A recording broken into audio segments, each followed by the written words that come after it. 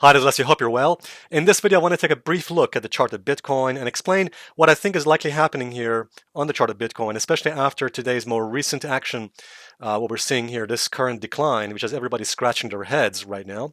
So let's talk about what the likely pattern is on this chart of Bitcoin very quickly, and what are the likely consequences and some of the key levels we're looking at right now. So we haven't covered the chart of Bitcoin for some time. However, before I dig into the main point in this video, I just want to remind you one more time that you may remember that back in the month of March, as indeed I think it was early March, as Bitcoin was rallying here. Okay, you may recall that I made a video back then. I was in Iran at the time. In fact, sometime in the beginning of March, I was in Iran and I warned, look, I said right about here, I said, be careful because we are reaching extreme overbought, over bullish conditions, which is making Bitcoin ripe and ready for a potential correction and pullback. In fact, I showed you that chart of the MACD reaching the same levels it was at back in the year 2021, showing extreme overbought, over bullish conditions, and hence the reason why we're expecting a major pullback and a correction, which we did get, by the way, as you can see, with this major decline that occurred here. Okay, so far so good. By the way, we also anticipated a bounce in the price here as well, especially as it took out the near resistance, about 67K approximately there. Anyway, the question I'm sure you're probably wondering is, well, what about this most recent pattern or development that's happening here, especially after today's major decline here? You can see that quite a nice drop there in the price of Bitcoin as I'm making this video right now. It may have changed by the time you're watching this video. We shall see. But what is interesting here, first of all, if I just zoom back a bit, let's just zoom back a little bit here on the chart. And this actually makes it much more clear. Notice that Bitcoin one more time tried to get something going above this downtrend line. You see this trend line resistance by connecting this high here as well. So one more time, Bitcoin tried to get above and stay above this trend line. Notice it failed. By the way, even over here, it tried to break through this resistance and it failed. Okay, and one more time, it failed again. Now, there is a rule which my good friend Charlie Burton calls pebbles on a pond.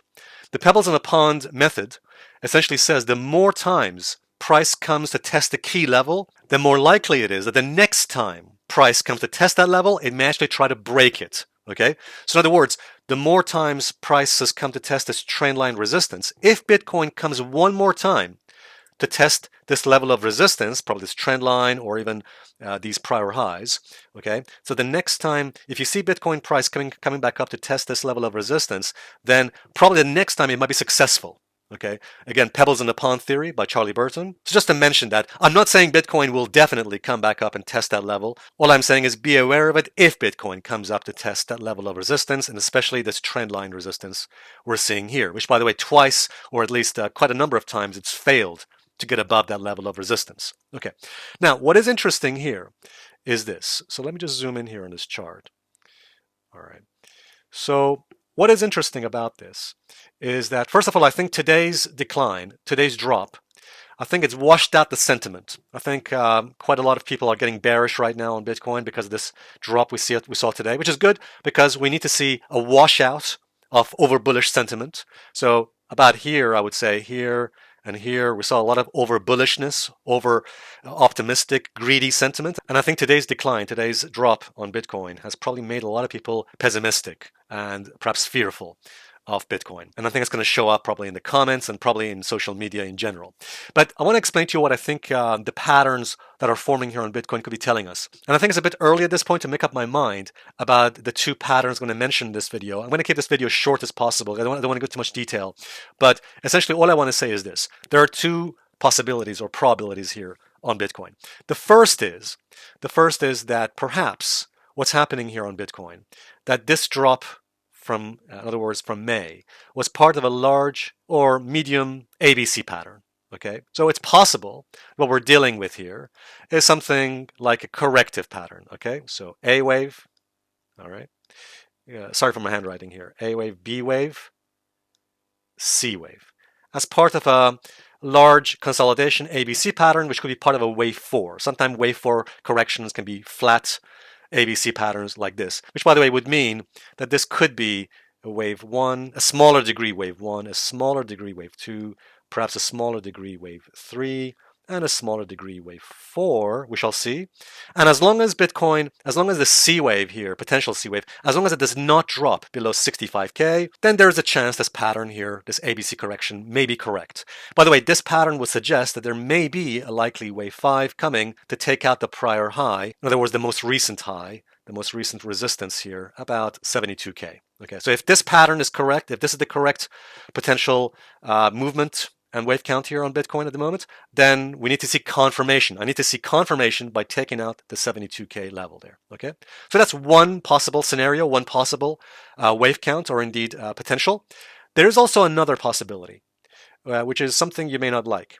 The other possibility may be that this could be, this first drop here may be a wave 1, and this might be a wave 2, and this could be the beginning of wave 3 decline, okay? In other words, let me just write this down.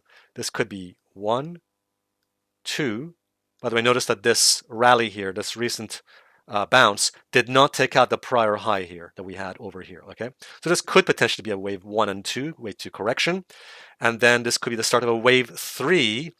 And that, by the way, if that's correct, then wave 3 would have to take out the 65K level here, okay? We don't have confirmation of that either, okay? So in other words, if Bitcoin were to drop below 65K in a sustained fashion, okay, then that could indeed be, this drop may be part of a wave 3, taking us down substantially lower. In other words, if this is a wave 3, then we may see a retest. We may potentially see a retest of the lows here near 60K or indeed near 57K. Okay, so if that's the correct potential or wave count, then if this is a wave 3 and if it takes out 65K support, then we may see a wave 3 decline down to retest.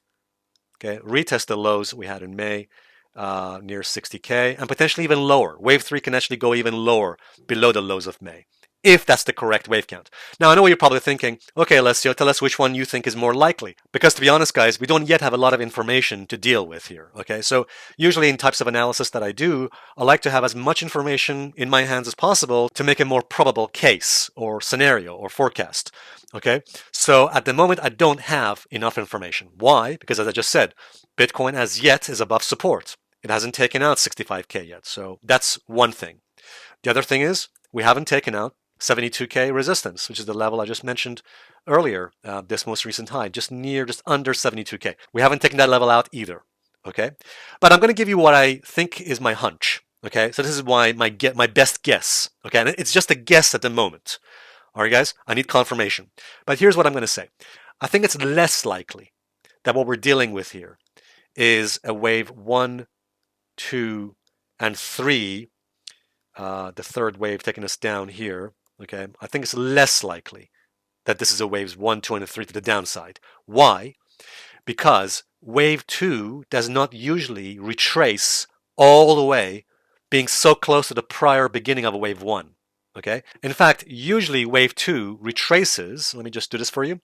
If we do a retracement, Fibonacci retracement of this decline, this most recent decline here, okay, so usually wave 2 tends to hold the 61.8%, the golden ratio, 61.8% golden ratio retracement right there. And at most, if it goes beyond that, it would typically hold the 78.6% retracement there, that purple line you see there, okay? So these are the two important levels that I do watch. 61.8% retracement, which was about 69,794, and the one above that, the 78.6% retracement at 70,755. Notice that Bitcoin has exceeded both of those retracement levels, those Fibonacci retracement levels, okay? So because this rally here went beyond and above the 61.8 and the 78.6, I think it's less likely that we're dealing with a wave 2 bounce or a wave 2 retracement. In other words, I think it's less likely that we're dealing with wave 1, 2, and a potential third wave down. I'm not saying it's impossible. It could be. And again, as I mentioned, if Bitcoin were to drop in a sustained fashion below 65K, it would increase the likelihood. It would significantly increase the likelihood that we're dealing with the waves 1, 2, and 3 to the downside, taking out the lows of May, and potentially even lower levels. By the way, in the next members video, make sure you go ahead and watch that. I'll mention my key targets one more time. So keep an eye on this support level, just near 65K. Again, as I mentioned before, I think it's less likely that we're dealing with a wave 1, and 2 bounce, even though wave 2 did not go beyond the highs of wave 1, nevertheless, it went too far. It went beyond the Fibonacci, Fibonacci golden ratio retracement and the 78.6% retracement there, okay? So for this reason, because it came so close to the prior high, it makes me think that what we're dealing with is not a waves 1, 2, and 3 to the downside, but actually the previous yellow wave count that I showed you. So A wave, B wave, okay, B wave, and then a potential C wave is likely what we're dealing with here. By the way, this C wave, this drop, has to stay above 65K for this wave count to have a higher probability. Because below 65K, no, that would not be the case. So as long as Bitcoin can stay above 65K, and I want to see confirmation. I want to see confirmation by taking out the recent high here, just near, I would say near 70K or 72K, to increase the likelihood that we're dealing with an ABC count. But all I'm saying is this.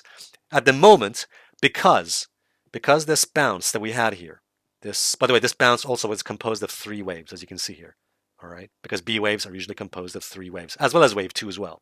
But because this most recent bounce came so close, okay, so because this most recent rally we saw there, because it came so close to the prior high there, the beginning of what may be the A wave down, it makes me think this is probably a B wave bounce. It's not a certainty. There are no certainties in analysis. Okay, so at the moment, I'm favoring this kind of a yellow wave count, this potential ABC count. I'm sorry, I'm repeating this point one more time, but if Bitcoin were to drop in a sustained fashion, if it were to close by the candle bar below 65K, it would increase the likelihood that this is not an ABC count, but probably a 1, 2, 3 count to the downside. Because below 65K, let me just mention this one more time. If Bitcoin were to drop below 65K, okay, in a sustained fashion, indeed, it would increase the likelihood that we're going to retest the lows of May and probably take that level out.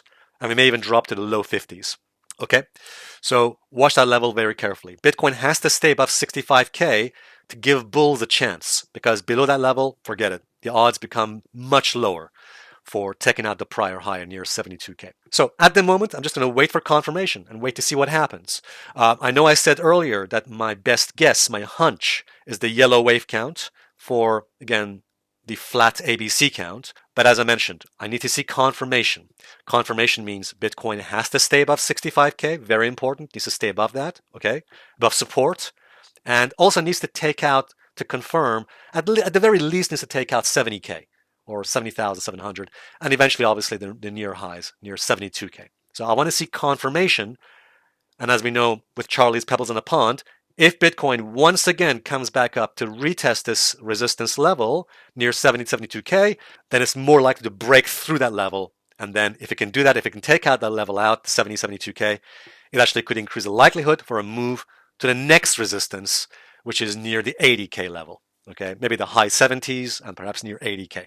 Okay, so let me know what you think. Let me know in the comments what your view is. Which one do you think it is? Are we dealing with the yellow wave count, the ABC count, which means it would be bullish for a move higher to near the high 70s or the 80K? Or do you think the red count is more likely, which would mean a decline substantially lower? I'd love to hear your thoughts.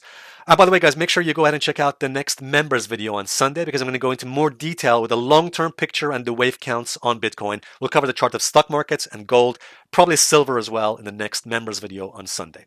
Thank you very much indeed. I look forward to seeing the next video update. Cheers. Bye for now.